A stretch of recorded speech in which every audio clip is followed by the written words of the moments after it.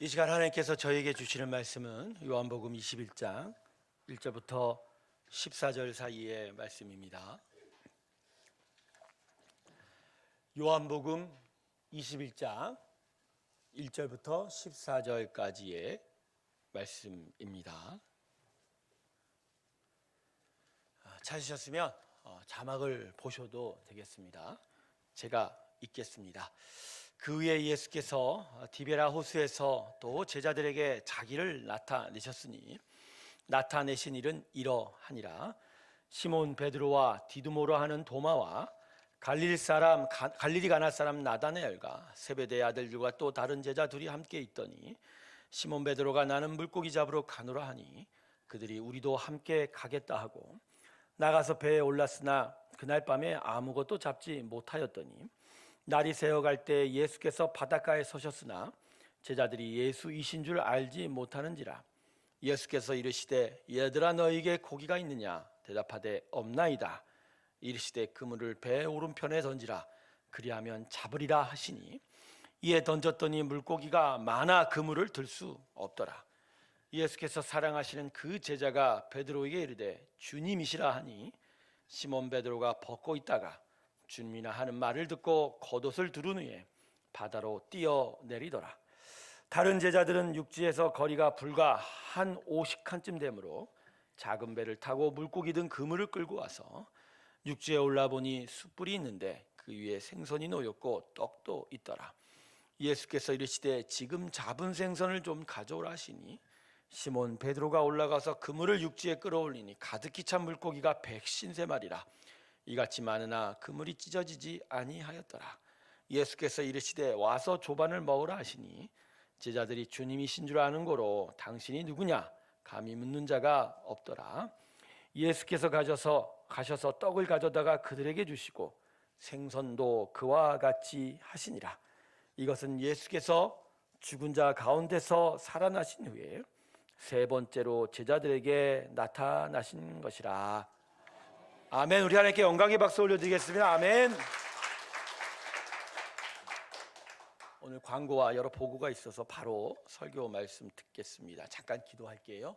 하나님, 우리에게 충만히 임하실 때 우리의 영혼의 귀가 열리게 하시고 또 성령님 함께 하셔서 우리 영혼이 분명히 깨닫고 또 알고 하나님을 쫓아가는 귀한 일들 있게 하여 주시옵소서. 하나님의 은혜가 함께하기를 소원하옵고 예수님의 이름으로 기도드립니다. 아멘. 베드로라는 이름의 뜻은 반석입니다. 반석. 원래 본명이 시몬이에요. 시몬인데 예수님께서 아람어로 게바라고 이름을 달리 불러주셨습니다. 아람어가 원래 그 히브리어의 변형된 형태거든요. 근데 조금 다른데 지금 이스라엘 사람들이 쓰는 이스라엘어가 이 아람어에서 많이 영향을 받았어요. 그런데 이 아람어 게바의 의미가 반석이고요.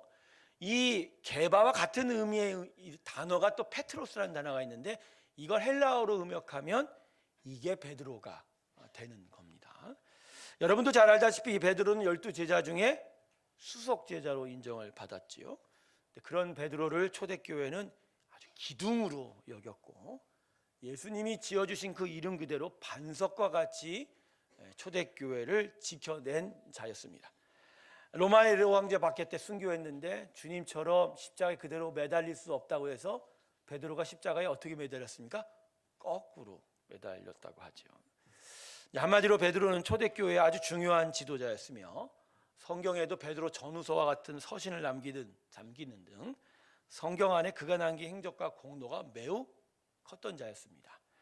하지만 이런 베드로에게도 항상 자신을 부끄럽게 만드는 일이 하나 있죠. 그게 뭐죠? 예수님을 3번 부인하는 일이었죠.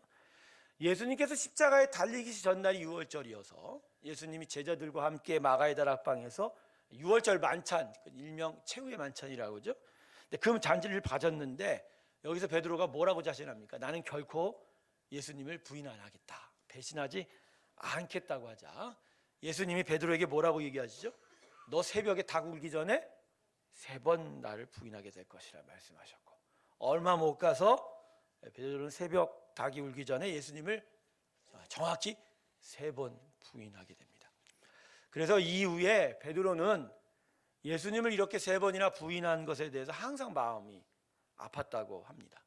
그래서 전에 내려오는 베드로에 대한 여러 이야기들을 보면 닭울음 소리만 들려도 경기를 했다고 하지요. 평생 닭고기는 쳐다보지도 않았다라는 그런 얘기도 있습니다.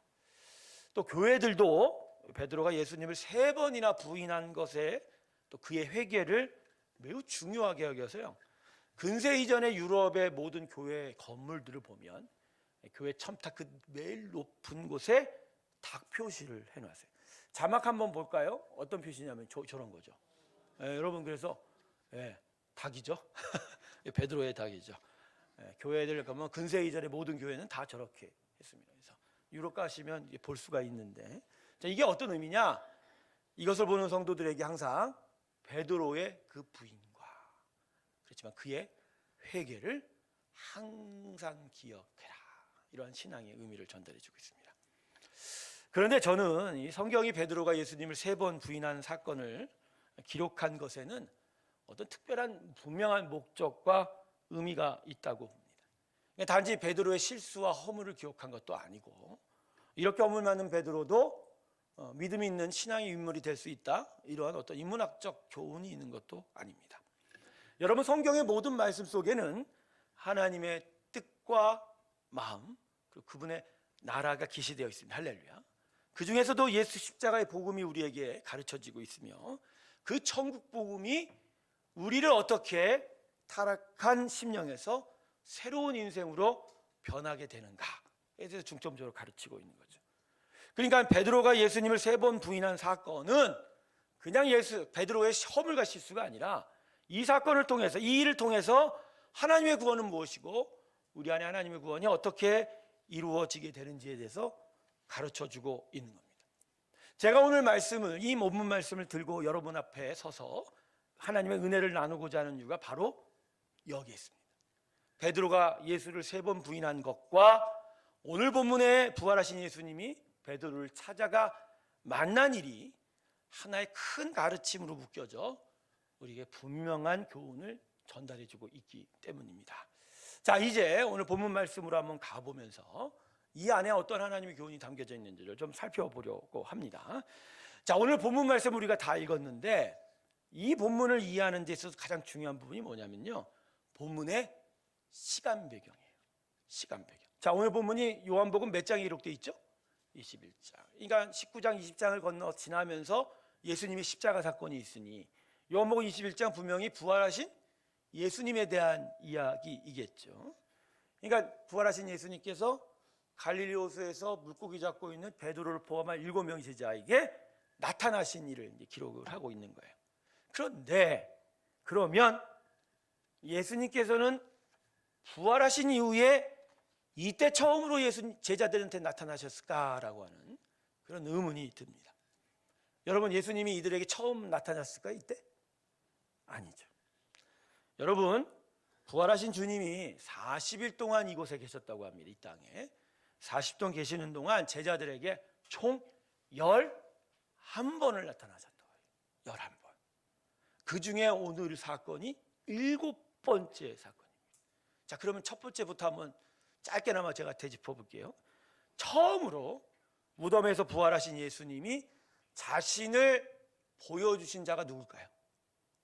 그 부활의 새벽에 무덤에 갔던 막달라 마리아가 첫 번째예요.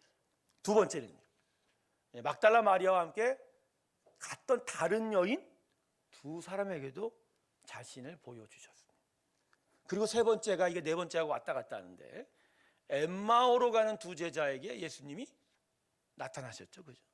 그리고 나서 네 번째는 베드로에게 홀로 그러니까 베드로 혼자에게만 예수님이 나타나셨습니다.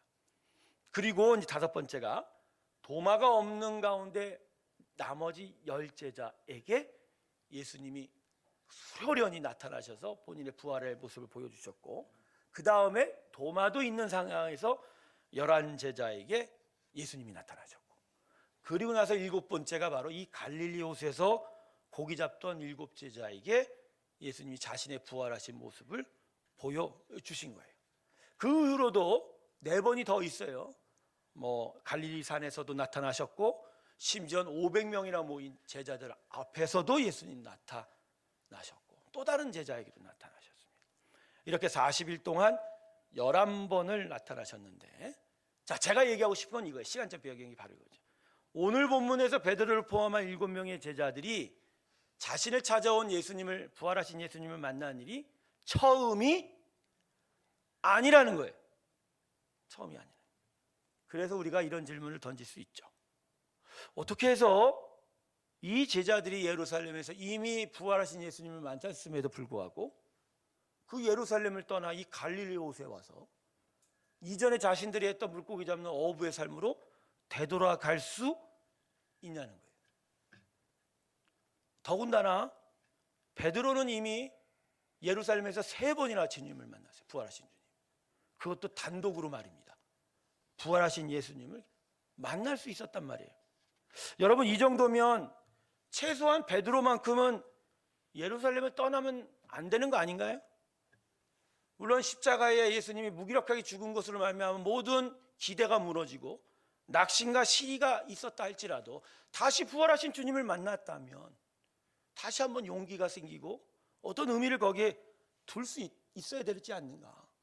그럼 다른 제자들은 몰라도 12제자 중에 머리라고 일컬어졌던 베드로라면 저 갈릴리로 가면 안 되는 거 아닌가라는 거죠. 저는요, 제자들이 예수님 십자가에서 무기력하게 처형이 된 걸 보고 낙심에 빠질 수 있는 게 당연하다고 생각합니다. 지난 3년 6개월 동안 예수님을 쫓아다녔다는 것은 어떤 큰 기대와 나름의 소망이 있었을 거 아닙니까? 근데 그게 갑자기, 그것도 종려 주일에 왕처럼 환영받으면서 왔는데 갑자기 5일이 채 안 돼서 십자가에서 무기력하게 죽어버렸을 때 그 제자들이야말로 큰 충격을 얻었을 거라는 거죠. 와, 이게 아니구나. 우리가 잘못 택했나 보다. 아니, 이렇게 끝나는구나. 이게 안 되네. 우리 기대가 완전히 무너졌네 라고 낙심하고 실망할 수 있었다는 거예요. 그런데 갑자기 이들 앞에 누가 나타났어요? 부활하신 예수님이 나타나시고, 처음엔 당황하게 됐죠. 죽은 줄 알았는데 마치 그들은 영인 줄 알았다고 하지 않습니까? 유령인 줄 알고. 근데 분명히 자신의 몸을 보여주셨잖아요. 심지어는 자신의 옆구리에 손가락 집어넣으라고 도마에게 옆구리를 보여주셨잖아요. 제가 한번 여러분을 볼게요. 도마가 집어넣었을까 안 집어넣었을까요? 에? 집어넣었다고? 자, 이러면 제자들은 좀 생각을 달리 해야 되지 않나요? 그런 거 아닌가요?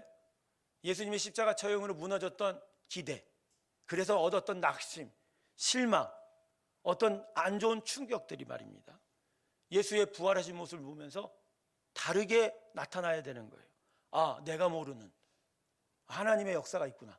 분명히 뭔가 있구나라고 하는 생각이 했었어야 되는 거 아닌가요? 더군다나 베드로는 정말 달랐어야 했죠. 다른 제자들이야 함께 있을 때 나타났지만 베드로는 분명히 자기 혼자 있을 때도 부활의 주님이 나타난 거예요. 그러면 그 마음 안에 다른 마음들이 생겼어야 되는데 베드로는 어떻게 했어요? 그냥 갈릴리로 내려갔어요. 부활하신 주님을 만났음에도 아무 변화 없이 다른 제자들과 함께 갈릴리로 갔을 뿐만 아니라 예수님이 자기를 부르기 이전에 자신의 삶인 어부의 삶으로 되돌아가 버립니다. 성도 여러분, 베드로는 무슨 문제가 있었을까요? 도대체 이 제자들에게 무엇이 문제였을까? 여기에 대한 답을 예수님이 갈릴리 호수로 베드로와 다른 제자들을 찾아가신 것에서 찾아볼 수 있습니다. 부활하신 주님을 만나고 보았음에도 베드로와 함께 다른 제자들은 갈릴리 호수 돌아가서 이전에 해왔던 물고기 잡는 어부의 삶으로 복귀했습니다. 하지만 그들이 되돌아가는 삶이 그렇게 쉽지는 않았습니다. 오늘 본문에도 알다시피 밤새 그물을 내렸지만 고기를 도통 잡을 수가 없었던 거예요. 안 그래도 그 마음에 큰 시리와 낭망이 가득했는데 뭔가 더 얻을 수 없는 빈곤함이 그들의 마음에 그 무게감을 더하여 주었을 것입니다.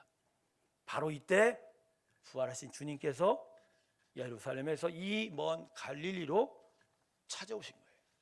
오늘 본문을 보면 갑자기 나타나신 것이 아니죠. 이미 그들이 고기 잡고 있는 걸, 밤새 수고하고 있는 것을 먼 곳에서 바라보셨다고 얘기합니다. 그리고 그 밤새 그물을 내리고 그물을 걷어 올리는 가운데서 힘들어하고 아무것도 얻지 못했던 그들의 빈곤함을 계속 지켜보셨죠. 근데 놀라운 일이 나타났습니다. 주님께서 그들에게 다가가셨어요. 그리고는 물고기를 잡지 못하는 그들을 긍휼히 여기셔서 물고기를 많이 잡을 수 있도록 말씀하신 거죠. 그래서 그물을 오른편에 내리면 많이 얻을 것이다. 그래서 그들이 그물을 그렇게 말한 대로 내렸더니 엄청량의 물고기를 얻었어요. 몇 마리나 잡았다고 하죠? 여러분, 물고기 수를 이렇게 정확하게 얘기했던 건 이게 사실이란 얘기예요. 근데 이것만이 아니죠. 밤새 그물을 내리고 물고기 잡느라 수고한 베드로와 그 제자들을 위하여 부활하신 예수님께서 뭘 준비하셨어요? 아침 식사를 준비하셨어요. 이전에 이 제자들과 함께 했을 때는 아마 제자들이 섬겨 주었을 건데 이날은 예수님께서 직접 식사를 준비해 주셨습니다.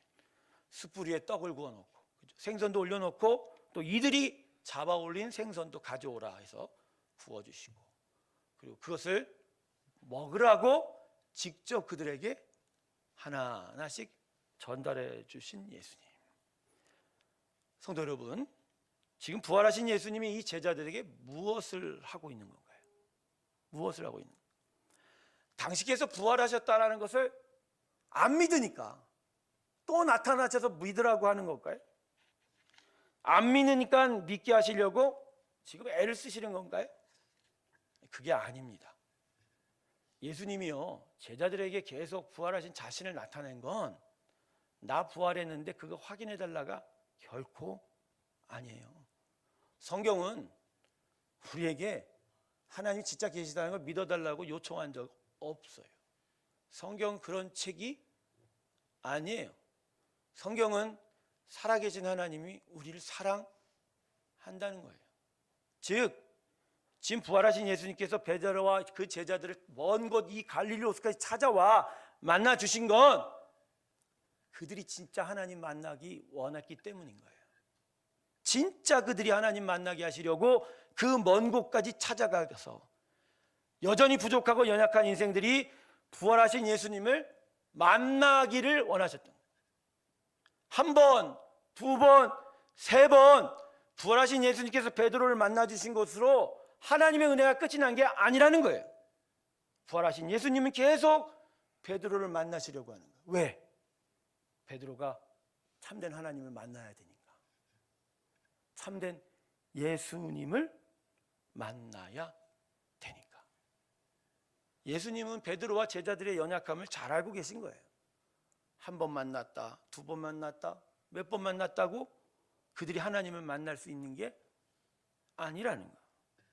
그들은 지식이 필요한 자가 아니라 하나님의 은혜와 사랑 안에서 진짜 하나님의 사랑과 은혜를 소유해야 한다는 거예요. 그래서 진짜 하나님이 누구인지를 알고 그 하나님을 만나야 한다는 거예요. 그래서 이번에 갈릴리로 오셨던 거고, 그리고 손수 먹을 것도 해주시고 많은 물고기를 잡을 수 있도록 인도도 해주시면서 그 제자들에게 난 부활했다를 하려고 하는 게 이걸 가르쳐 주는 거야. 나는 너희를 진정 사랑하고 있도다. 할렐루야. 결국 이 사랑의 하나님의 메시지 속에 베드로가 마음을 바꾸게 되죠. 내 양을 먹이라라고 하는 예수님의 그 사명을 받고 이제 진짜 이름 그대로, 개발하는 이름 그대로 초대교회 반석과 같은 기둥과 같은 존재로 그 교회를 섬길 수 있게 되었다. 사랑하는 성도 여러분, 그래서 십자가의 베드로가 3번 예수님을 부인한 것과 오늘 본문에 예수님이 제자들을 만난 걸 통해서 오늘 말씀은 우리에게 이걸 이야기하시는 거예요. 우리는 예수님을 다시 만나야 한다는 거예요. 예수님 다시 만나시길 주님의 이름으로 축원합니다. 자, 우리는 하나님의 부르심을 입었어요. 그리고 구원의 백성으로 지금 함께 교회를 이루며 신앙의 인생을 살아가고 있습니다. 하지만 그렇다고 해서 우리를 향한 하나님의 구원이 완성된 건 아닌 거죠. 우리에게 무엇보다도 계속 예수님을 만날 일이 필요한 겁니다. 저는 우리 자신의 연약함과 부족함을 깊이 생각합니다. 우리에게 진짜 무엇이 필요한지를 깨달아 봅니다. 여러분 자신을 한번 보십시오. 우리 모두 다 예수님을 만났다라고 고백하고 있지만 진짜 우리 예수님을 만났냐는 거예요. 여러분 정말 부활하신 예수님을, 그 참되신 사랑의 하나님을 만난 건가요? 혹시 지식으로 만난 건 아닌가요? 아니면 예배의 형식과 외양 속에서 만난 건 아닌가요? 아니면 지나치듯 스치듯 얼굴만 보신 건 아닌가요? 아니면 가족과 친구가 만나라고 하니까 강제로 만난 건 아닌가요? 아니면 내가 정말 무엇이 정말 필요했는데 그 특정한 필요 때문에 그거 얻으려고 지금 예수님 만나고 있는 건 아닌가요? 저는 오늘 여러분의 우리들의 잘못된 모습을 지적하고 질책하고 죄책감을 얻고자 하는 것이 아니에요. 네, 우린 그럴 수 있어요. 예수의 제자들과 베드로가 그랬듯이 우리도 그럴 수 있어요. 중요한 건 그럼에도 불구하고 하나님이 우리 안에서 하시고자 하는 일, 원하는 건 오늘 갈릴리 호수로 찾아가 그들을 만나주신 그 부활의 예수님, 그리고 그 예수님이 그들에게 원했던, 베드로가 그 제자들이 참된 하나님 예수님을 만나기를 원했던 것처럼 오늘도 하나님은 우리가 진정 하나님을 만나기 원한다는 거예요.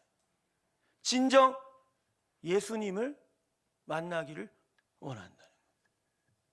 여러분 자신을, 우리 자신을 살펴보십시오. 우리 진짜 하나님 만났나요? 우리 진짜 예수님 만났냐? 저는 그런 면들을 성도들에게서 많이 봅니다. 내가 볼 땐 제가 보는 것도 잘못된 것이 있을 수도 있겠지만 하나님 제대로 안 만난 것 같은데 하나님을 이미 만난 것처럼 착각하고 있는 분들이 너무너무 많다는 거예요. 이제 하나님 만나기 시작한 건데 계속 만나야 되는데 이미 만났고 다 알고 다 깨달았다고 하나님 만나는 일을 멈추는 거예요. 근데 그런 분들일수록 세상에서 세상 것을 만나고 세상의 것들을 쫓아가는 걸 모습을 보면 너무 앞뒤가 안 맞아요. 한두 번으로 안 된다는 걸 아니 내가 원하는 거 잡으려고 얼마나 계속 쫓아다닙니까? 그죠? 안 그래요 여러분? 은행에서 돈 한번 빌리려면 한두 번 가면 돼요 안 돼요?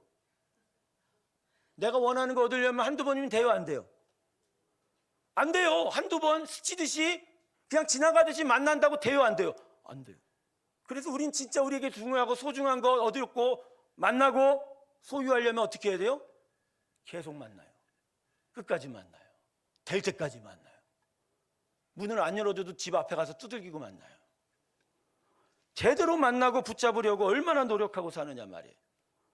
그런데 진정한 하나님을 만나고 부활하신 예수님을 만나는 건 정반대예요. 대충 하려고. 마치 그래도 쉽게 얻을 수 있다고 생각하는 것 같아요. 여러분 그렇습니까? 우리 정말 하나님과 부활하신 예수님을 그렇게 만나도 괜찮은 건가요? 스치듯이, 지나치듯이 얼굴 한번 살짝 본다고 난 하나님 만났다고, 나 예수님 만났다고 할 수 있을까요?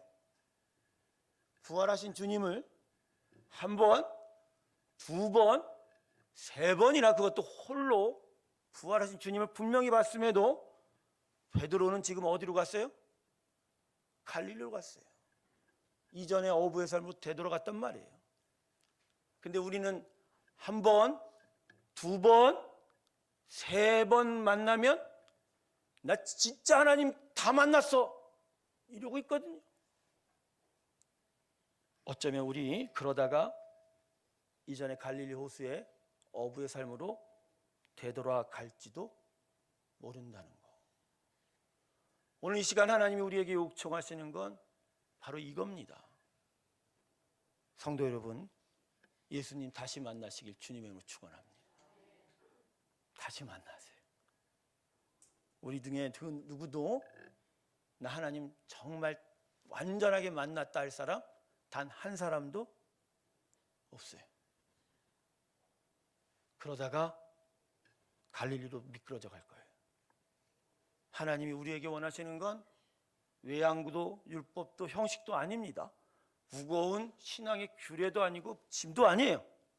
하나님이 오늘도 우리에게 오셔서 우리를 향하여 손짓하며 말씀하시는 건 그래 오늘도 나를 만나자꾸나 라는 거죠.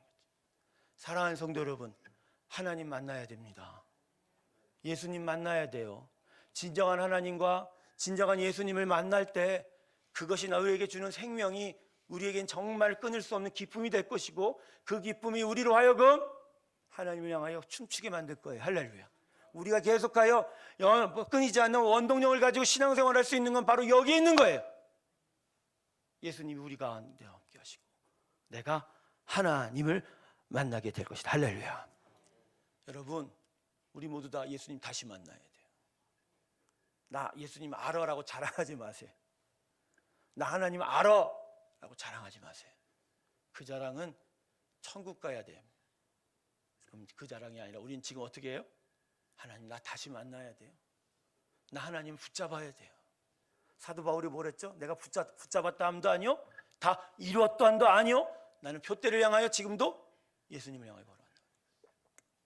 여러분, 우리 하나님이 원하세요. 우리 하나님이 여러분에게 헌금을 바랄까요? 여러분에게 다른 외향적인 일을 바랄까요? 아니요. 하나님 오늘도 우리를 만나기 원하세요. 만나기 원하시는 거예요.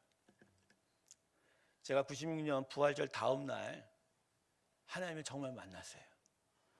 물론 그날로 시작이 된 거죠. 그날 만난 하나님이 저한테 주셨던 그 생명이 오늘도 지금도 제 심령에서 계속 파닥이고 있어요. 시리와 낙담에 빠져도 하나님이 나한테 그 준 생명이 있기에 지금껏 저는 계속 일어설 수 있었던 거죠. 근데 제가 그 부활하신 다음 날 예수님을 만날 수 있었던 이유가 뭔지 아십니까? 난 그 이전에 난 하나님을 만난 사람인 줄 알았어요. 세례도 받고 신앙생활 잘하고 있는 사람인 줄 알았어요. 근데 그때쯤 제가 너무너무 아팠어요. 이미 공황장애로 집에 갇혀있던 사람이었지만 그때 그 한 주간은 고난 주간은 그 이상 제가 이제까지 경험하지 못했던 우울증과 불면증과 몸의 아픔들이 너무 가득해서 차라리 죽었으면 좋겠다라는 고백도 있었고, 근데 그 안에 제가 나 진짜 하나님 만나야 되나 봐. 나 진짜 하나님 만나야 되나. 그게 나한테 있어야 된다라고 기도를 드렸던 것 같아요. 근데 하나님이 그걸 들어주셨어요. 근데요, 하나님 만나고 나니까 완전히 달라졌어요. 그분이 나한테 준 생명이 이전에 내가 얻은 거하고는 완전히 차원이 달라요. 진짜 하나님의 임재를 경험하고 그분의 영광을 만났더니 변하지 않은 생명이 제 안에 자리 잡았습니다. 제가 그것을 어떻게 여기냐에 따라서 그 정도가 매일 틀려지겠지만 저는 확신하는 건 제 안에 생명의 역사가 그날 시작이 되었다는 겁니다. 할렐루야. 결국 예수 믿는다는 건 이거 아닌가요? 지식인가요? 경험인가요? 업적인가요? 외양과 형식인가요? 아니죠. 내 안에 예수의 생명입니다. 할렐루야. 그 생명이 들어와 우리를 진짜 살아가게 만드는 거예요. 살리는 거예요. 그래서 영원히 살아가는 거예요. 그리고 이것이 기쁨이 되고 용기가 되고 낙담과 어떤 시리 속에서도 이겨낼 수 있는 힘이 되는 거예요. 그래서 이걸로 사는 게 바로 신앙인입니다. 예수의 사람인 거예요. 할렐루야. 바로 하나님은 우리를 그렇게 만나고 싶은 거예요. 참된 영광 가운데 진짜 하나님을 만나고 진짜 부활하신 예수님을 만날 때 우리 안에 그 모든 것을 다 주시는 거예요. 생명을 주시고 은혜를 주시고 당신의 은혜를 주실 때 우리는 그 안에서 살아나는 거예요. 생명은 죽은 곳에 들어가면 살리는 능력이 있습니다. 생명이 들어오면 움직이는 거예요. 영원토록 파닥이는 거예요. 여러분 자신을 보세요. 난 예수님을 이미 만났는데 한 번, 두 번, 세 번 만났는데 뭐 필요하냐고? 진짜 생명이 여러분에서 역사하는지 보십시오. 예수의 생명이, 영원한 생명의 능력이, 하나님의 기쁨이 여러분 안에서 지금 파닥이고 있는지를 보세요. 물론 경험되고 지나가는 모든 삶의 순간순간들이 나를 힘들고 지치게 만들지만, 그럼에도 그 생명은 결코 거기서 꾹 꼬라지게 만들지 않아요. 일어서게 합니다. 계속 우뚝우뚝 서게 만드는 능력이 있단 말이에요. 이걸 위해서 하나님은 계속 우리에게 요청하시는 거예요. 얘들아, 나 좀 만나자 말이야. 나 좀 만나자. 나 예수를 좀 만나자고 말입니다. 예수 만나시는 귀한 은혜가 우리 가운데 있길 주님의 이름으로 축원합니다. 여러분, 한 번, 두 번 스치듯 만나면 돼요, 안 돼요? 안 돼요, 여러분. 안 돼요. 특별 새벽 예배 중이죠? 네. 하도 앞에서 떠들으니까 한두 번 오신 분들이 있어요. 네, 뭐 얘기를 하려고 아니에요. 근데 한 번 오면 한 번만 오라고 한 건가요? 그 다음에 또 와야? 근데 신앙생활을 출석부 도장 찍듯이 오시는 분들이 있어요. 예, 그럴 수밖에 없는 바쁜 상황과 이런 건 아닌데, 신앙생활의 본질이 뭐죠? 하나님 만나는 거 아닙니까? 하나님의 영광 없이는 그 어떤 하나님의 택한 백성이라도 살아있을 수 없어요, 제대로. 그분의 영광이 있고, 그분의 임재가 있고, 그분이 우리 안에서 참된 하나님을 알려주고 깨닫게 해주실 때 비로소 그 신앙인은 복된 거예요. 그것 때문에 예수님이 십자가에 죽으신 거고, 우리를 향하여 하나님 오실 길을 그분이 만드셨기에 예수의 복음이 우리에게 너무나 귀한 것이라는 것이죠.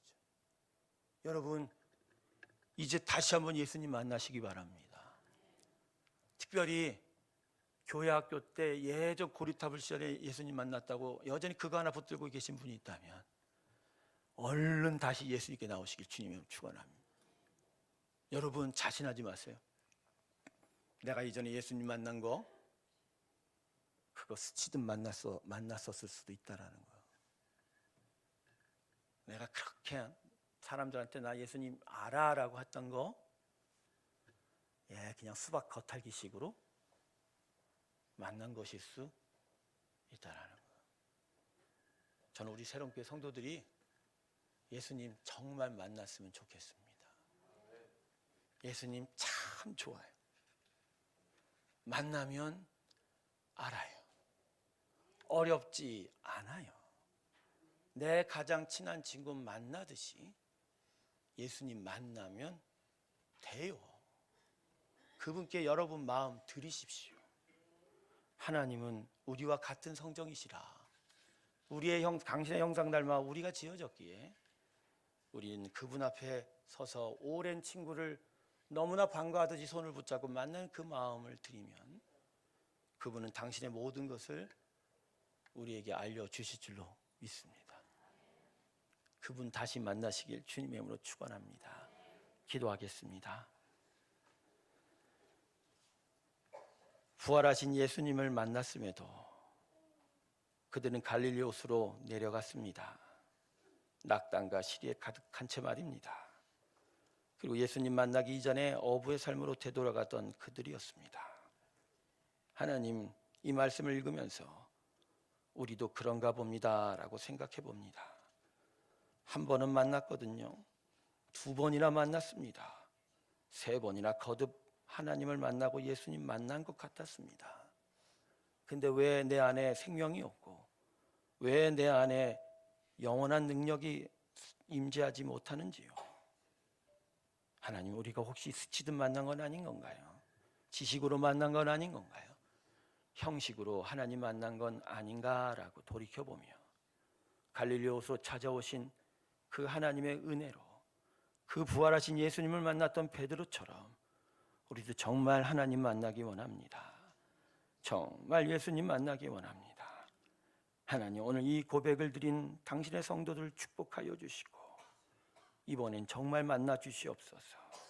오래된 친구를 반갑게 만난 것처럼 만나 주시옵시고, 내 사랑하는 자를 오랜만에 만난 것처럼 만나 주시옵시고, 그 친밀한 사랑을 주는 애인과 같이 만나 주시옵시고, 그 인자한 사랑을 주는 것 같은 엄마와 같이 품어 주시옵시고, 그래서 영광의 주님 우리 하나님, 진정으로 만나게 하여 주셔서 지워지지 않는 생명과 끊이지 않는 원동력과 참된 활력들이 넘치는 복의 백성들 되게 하여 주시옵소서. 계속하여 특별 새벽 예배가 진행이 되고 있습니다. 형식이 아니라 진정 예수님을 만나는 시간들 되게 하여 주시고, 무엇보다 주님의 영광을 구하며 나아가는 하나님의 거룩한 새로운 교회 성도들 되게 하여 주시옵소서. 감사드리며 예수님의 이름으로 기도드립니다. 아멘. 우리 다 같이 531장 함께 찬송 부르겠습니다.